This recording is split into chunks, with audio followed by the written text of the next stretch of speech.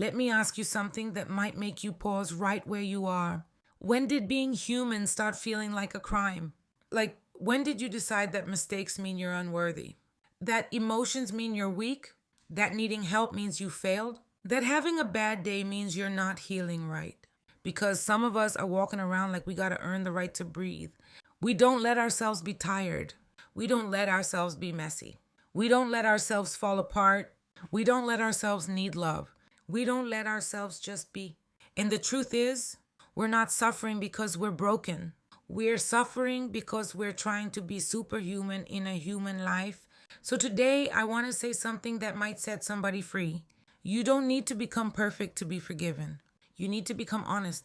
You need to become soft enough to be real. Day 13 is called The Day I Let Myself Be Human. And baby, this day changed everything for me. Hey, my beautiful people, welcome back.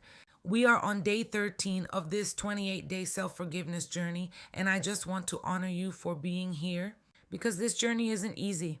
It's brave. And today's topic, it's one of the most life-giving truths we ever have to accept. The day I let myself be human. I'm talking about the moment you stop treating your emotions like an inconvenience and start treating them like information. The moment you stop acting like you're not allowed to struggle and start acknowledging that struggle doesn't cancel your worth. This episode was inspired by a memory I keep coming back to, a point in my life when I was so exhausted from trying to be the strong one that I almost lost myself. And if you've ever felt like you had to be strong for everybody, like you had to keep it together even when you were cracking inside, then this one is for you. By the end of this episode, you're going to learn what letting yourself be human really means, why the pressure to be perfect is a trauma response for many of us, how I finally stopped punishing myself for being real, and step-by-step ways to practice humanity without shame. Let's get into it. So what does it mean to let yourself be human? It means you stop expecting yourself to live without limits. It means you accept that you will get tired. You will mess up. You will feel deeply. You will change your mind sometimes. You will not always be nice. You will not always know what to do. You will have moments where you don't recognize yourself. You will grieve things you thought you were over. Letting yourself be human means saying, I am allowed to be a work in progress without hating myself in the process. And why does this matter for self-forgiveness? Because a lot of us don't struggle to forgive ourselves for what happened. We struggle to forgive ourselves for being human enough for it to happen. We shame ourselves for trusting the wrong person, staying too long, reacting emotionally, falling back into old habits, not seeing red flags sooner, not being strong enough to leave, not being healed enough to avoid pain. But here's the truth. Being human is not a failure. It is the requirement of being alive. And when you don't let yourself be human, you end up doing two dangerous things. One, you perform instead of heal, because healing requires honesty. Performance requires hiding. If you're always trying to look okay, you never give yourself a chance to become okay. Two, you punish yourself for normal experiences. You treat your feelings like weaknesses, your needs like burdens, and your mistakes like proof that you're not growing. But baby, that's not growth. That's self-rejection in a cute outfit. So let me ask you, what happens when we ignore this part of ourselves? When we refuse to let ourselves be human? We become emotionally unsafe for ourselves. We don't rest. We don't ask for help. We don't process pain. We don't grieve. We don't slow down. We just push, and eventually, we snap. Not because we're weak, because we're human. Let me take you into my truth. There was a season where everything in my life looked fine from the outside. I was doing my work, showing up, trying to love people well, trying to keep my head above water. But inside, I was carrying this invisible rule that said, you don't get to fall apart. And I don't know who told me that. Maybe life did, maybe childhood did, maybe trauma did, but I believed it. I believed I had to be strong, stable, inspirational, reliable, unbothered, always improving, always forgiving, always giving, always available. I didn't let myself be sad too long.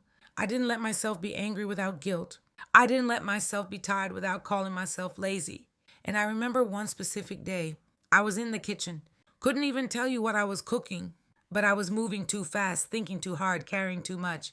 and my body just stopped, like I froze in place, hands on the counter, breathing heavy, and tears came out of nowhere. Not cute tears, not I'm emotional tears. I'm talking about deep tears, the kind that feel like your soul finally exhaled, and I slid down the cabinet to the floor. I didn't even try to stop it. I sat there and cried like somebody who had been holding their breath for years, and the truth came out of my mouth loud, messy, and real. I'm tired of trying to be strong all the time. Phew. That was it. That was the truth I avoided. I wasn't tired because my life was too hard. I was tired because my expectations of myself were inhuman. I was living like a machine with no off switch. And right there on that kitchen floor, I realized I wasn't feeling at healing. I was refusing to be human while healing. So I did something that felt radical for me. I stopped fighting my tears. I stopped judging my exhaustion. I stopped rushing my process. I let myself be human. And I swear to you, baby, that moment was the beginning of my softness, my real healing, my self forgiveness. Because the more I let myself be human, the more I could love myself without conditions. All right, let's coach this into real life. Day 13 is about giving yourself permission to be a person. Here's how you start doing that step by step. Step 1, identify where you demand perfection. Ask yourself, where in my life am I not allowing myself to be human? Is it your parenting, your marriage, your healing journey, your body, your productivity, your emotions, your past, your faith walk? Be honest. Some of us are holding ourselves to a standard that no one else is living by. Step 2, name the rule you're living under. A lot of us have secret rules, like I'm not allowed to fail, I can't be needy, I have to be strong, I have to keep everyone happy, I don't get to break down, I should be over this by now. Write yours down. Then look at it and ask, who taught me this? Because you weren't born thinking like this. That rule came from somewhere. Step 3, replace the rule with a human truth. Example, old rule, I can't fall apart. Human truth, I'm allowed to have hard days. Old rule, I must get it right. Human truth, I'm allowed to learn as I go. Old rule, I should be healed already. Human truth, healing has seasons, not deadlines. Speak that human truth out loud. Your nervous system needs to hear your voice being kinder than your fear. Step 4, practice emotional permission. The next time you feel something, don't rush to fix it. Instead, say, I'm allowed to feel this. Sad? Say it. Angry? Say it. Confused? Say it. Tired? Say it. Because emotions that are allowed to exist don't have to explode to be heard. Step 5, treat rest like a responsibility. Some of y'all need to hear this. Rest is not a reward for being perfect. Rest is a requirement for being human. Schedule it, honor it, protect it, even if your mind fights you. Step 6, forgive yourself in real time. When you mess up and you will stop waiting 3 months to be kind to yourself, say right then, that was human, not evil, not hopeless, human. That's self-forgiveness in motion.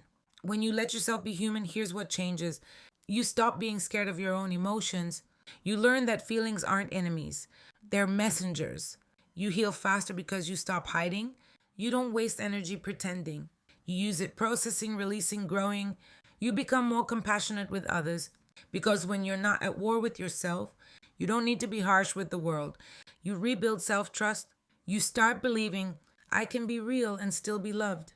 I can struggle and still be worthy. I can make mistakes and still be safe with myself. Now, a common pitfall. Pitfall, using being human as an excuse to stay stuck. That's not what we're doing. Letting yourself be human doesn't mean avoiding accountability. It means accountability without abuse. Humanity plus responsibility is healing. So here's the heart of day 13. The day you let yourself be human is the day you stop punishing yourself for existing. You stop expecting perfection from a person who's been through things. You stop demanding strength from someone who's grieving. You stop rushing a heart that's still learning how to be safe. Babe, you are not behind. You are not weak. You are not failing. You are human. And that is not something to apologize for. So here's your day 13 affirmation. I release the pressure to be perfect. I give myself permission to be human. And I still choose to love me. Say it again. I release the pressure to be perfect. I give myself permission to be human. And I still choose to love me. Let that be your new standard.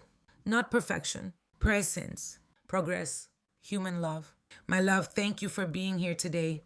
If this episode felt like somebody finally gave you permission to breathe, share it with someone who's carrying too much pressure, and make sure you follow the podcast so you stay on this journey with me. For more resources, tools, and coaching support, visit https://www.wayofthewiseowl.com.